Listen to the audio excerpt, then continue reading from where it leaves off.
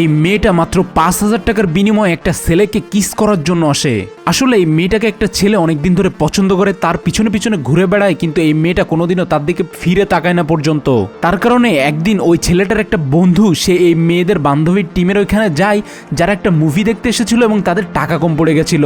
ছেলেটা ওই মেয়েদেরকে টাকা দেয় এবং বলে যে এই 1,000 টাকার বিনিময়ে তাদের শুধু এইটুকু করতে হবে তার বন্ধুর দিকে, যাতে তাদের বান্ধবীটা একটু তাকায় এবং হাসে। তো একদিন এই কারণেই এই মেয়েটা ওই ছেলেটার দিকে তাকায় এবং একটু হাসে। ছেলেটা মনে করে যে মেয়েটা তাকে পছন্দ করেছে, কিন্তু যখন তার সাথে গিয়ে কথা বলে তখন জানতে পারে যে সে শুধুমাত্র টাকার বিনিময়ে হেসেছে, আসলে এই ছেলেটাকে সে পছন্দ করে না। তো এই ছেলেটা মনে করে যেহেতু 1,000 টাকার বিনিময়ে আমার দিকে তাকিয়েছে এবং হেসেছে, 5,000 টাকা দিলে হয়তো সে আমাকে কিস করতেও আসবে, যার কারণে সে তার বন্ধুকে এটা দিতে বলে এবং তারা সত্যি চলে আসে 5,000 টাকার বিনিময়ে ছেলেটাকে কিস করতে। তার একটা জায়গা ঠিক করে সেখানে আসে, কিন্তু কিস করার আগে মেয়েটা কান্না করতে থাকে। সে বলে যে সেও ভেবেছিল এই কিসটা সে তার প্রথম স্বামীকেই করবে, যার কারণে এটা না করে সে এখান থেকে চলে যায়। আর এই কারণে এই ছেলেটা সিদ্ধান্ত নেয় সে এই মেয়েকে যে করে হোক বিয়ে করবেই।